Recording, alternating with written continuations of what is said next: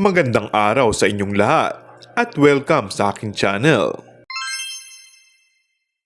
Inamin ng primetime actor na si Coco Martin na unti-unti na siyang sumasaya ngayon dahil patuloy pa rin ang pagtakbo ng ABS-CBN sa kabila ng mga hamong kinakaharap nito sa kawalan ng prangkisa.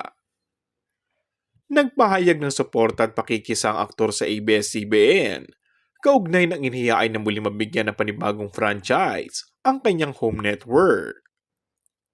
Ayon kay Coco, isa lamang siya sa napakaraming tao at pamilya na nabigyan ng oportunidad upang magkaroon ng maayos na pamumuhay. Kaya napakalaking bagay kung muling maibabalik sa ere. Ibig sabihin daw, ay muling makakabalik ang mga nawalan noon ng trabaho. Nagpasalamat din siya sa mga manonood na sa binibigay nitong pag-asa sa istasyon dahil sa kanilang suporta.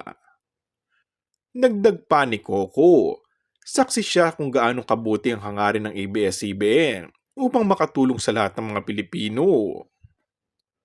Maaalalang isa lamang si Coco sa ilang kapamilya stars na nakiisa at nanindigan para sa franchise noon ng ABS-CBN. Kabilang narito sina Angel Locsin, Vice Ganda, Jody Santa Maria, Martin Rivera, at mag-asawang Ogie Alcacid at Regine Velasquez. And that's all for our today's video.